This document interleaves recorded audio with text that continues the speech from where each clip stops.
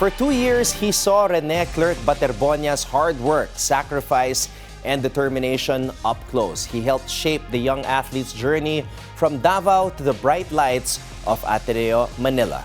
Tonight, we speak with the man who coached him, mentored him, and watched him chase his basketball dreams. Joining us now is former Ateneo de Davao and Palarong Pambansa coach, Jess Evangelio. Coach Jess, thank you for being with us tonight. Thank you so much, sir. It's my pleasure to be here. Coach Jess, it's been several days since the tragic news. I just want to ask you to start things off. Kamusta naman po kayo? How have you been doing? I've been reading your quotes in the articles and watched your tribute speech to Rene. Kamusta naman po kayo, Coach? Yun so far, very sad pa rin, very devastated pa rin sa nangyari, and yun, we're trying our best na to try to move on sa nangyari, and yun nga, I'm praying always to the Lord na sana malampasan namin to together with the family. Coach, one of the words that stood out in your tribute speech about Rene was, sinabi niyo po na si Rene has become an inspiration, especially to the youth in Davao. And that's one of the things that you loved about him. And his memory will live in the hearts and the minds of his family, his friends, at syempre, yung mga umiidolo sa kanya, because he was truly an idol, especially in Davao. Now, as somebody who saw him as a young kid, how was that na nakita nyo na he has the potential to make an impact in basketball? Yes, actually, yung nakita ko, sir, na aside from the height, na may height niya 6'4", is nakita ko yung attitude niya and yung willingness na na manalo every game, every practice, and yun nga, ang kanyang attitude na being humble every time, kasi yun yung for me pinaka-unique sa kanya, na kahit ang dami niya nang na-achieve, ang dami niya nang napatunayan sa basketball, he remains humble always. Coach, totoo po ba na he was a late bloomer in basketball? Because I've been hearing things na 16 na daw siya nagsimula mag-basketball. Were you the one who discovered him and his talent, Coach? Ano po, actually, to be honest, my assistant coach, Coach Enzo, may parang Governor's Cup dito sa Agusan, then luckily nakita niya si Rene. Then yun, the rest was history. Parang ang funny nga kasi kinontak namin yung coach niya, tapos ang sabi ng coach niya, ika-30th school kami na nagkuha sa kanya, and ang deciding factor bakit kami ang pinili is because sinali namin yung kapatid niya sa offer namin sa kanya.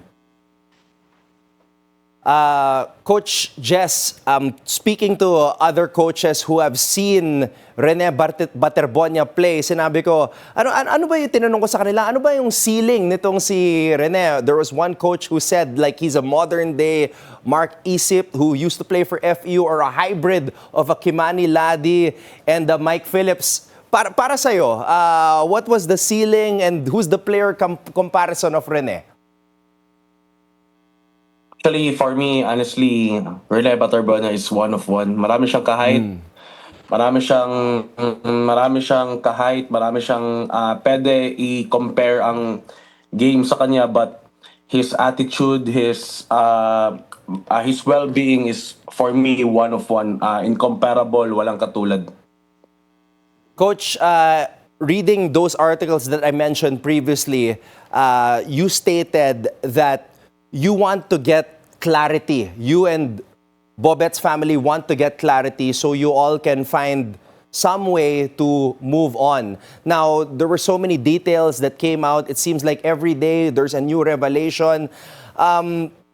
Did you get a little clarity? I mean, Coach Tab also released that video, kaya lang hindi niya dinetalye kung ano ba nangyari. He pretty much just apologized. So on your end, Coach, nafe-feel mo ba na you're getting closer to that clarity that you and the family of Bobet are looking for?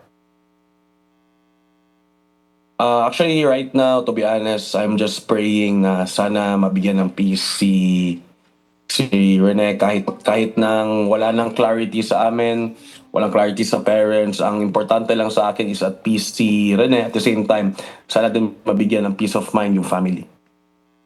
Coach, going back to Rene's basketball journey, was it always Ateneo for him? Was Ateneo always the dream school for Rene? And how happy were you guys when he was finally recruited to be a part of the Blue Eagles? Yun nga, so sobrang nakakahanga si Rene kasi nga yung pumunta kami sa Palampambansa sa hometown niya sa Agsur. First time kong nakita yung bahay nila, sobrang liit pero ang laki ng pangarap. So hindi ko ma-imagine na ang taong galing doon sobrang laking mangarap kasi nga yung inas ko siya anong dream school niya.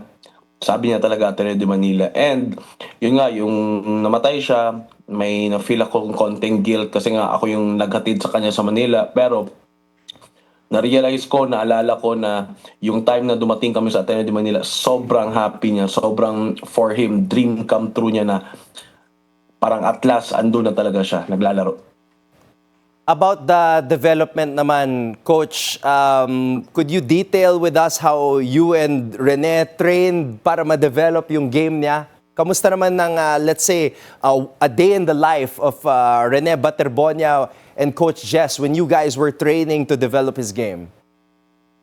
Yeah, so dito sa Davao kasi ang goal talaga namin is makaabot ng palarong pambansa kasi dito sa Davao walang UAAP or NCAA. Sa Cebu may Safi kami, wala dito. So ang goal namin is makalaro ng palarong pambansa para makita sa buong Pilipinas. So for us to reach that, every day, Monday to Sunday, naglalaro kami ng basketball practice, Monday to Friday. Laro naman Saturday and Sunday, or kung walang laro, Monday to Sunday yung practice namin. So, walang days off, walang rest days kasi medyo malaki talaga yung pangarap na gusto naming matupad. So, yun, wala naman for us, wala namang secret sa success kundi hard work and determination. So, yun lang. At the same time, Ateneo de Davao pa kami. So, hindi lang puro basketball, kailangan din namin mag-aral, kailangan ng mga players ko mag-aral para makalaro sila ng basketball. Coach Jess, maaring naikwento nyo na to, but just for the viewers here on the Scorecard and the Billionaire News Channel, just in case, ano po yung naging huling exchange ninyo ni Rene before he passed, Coach? Yun, actually, itong conversation na to, dadalhin ko na to sa buong buhay ko kasi yun, after namin nagkain ng dinner, yung nag-practice sa Ateneo de Manila, lumabas kami, nagkain kami ng dinner. Sobrang clear pa sa akin, maalala ko nga na ang dinner namin is yung 24 chicken kami sa harap ng Ateneo de Manila. After, nag-grocery pa kami, 7-Eleven. So, after ng grocery 7-Eleven, maghiwalay na sana kami. Paakyat na siya ng overpass. Sabi sa akin na nakangiti, na happy siya na, Coach, dito na muna ako sa Davao. Dito na muna ako sa Manila, hindi ako uwi sa Davao for 5 years para magpapayaman muna ako para maahon ko sa kahirapan ng aking pamilya. So, sobrang heartbreaking na wala na siya pero andito kami mga supporters niya para matupad yung mga pangarap niya para sa family niya. Coach, if you had a chance to speak with Rene one last time, one more time, what would you tell him, Coach? For me, parang no regrets naman ako kasi lahat ng mga gusto kong nasabi kay Rene, nasabi ko naman sa kanya. Alam niya kung gaano ko siya kamahal. Ang akin na lang is, sana alam niya na dito kami para tuparin yung mga pangarap niya at the same time alagaan yung pamilya niya. Coach Jess, thank you so much for spending your time with us and sharing us some Yes. great stories Thank you so about much. Rene. And God bless you, Coach, and thank you for everything you have done to raise a wonderful young man. And I'm sure you're going to do many more great things as a coach in Davao and, of course, in your career. Maraming salamat, Coach Jess.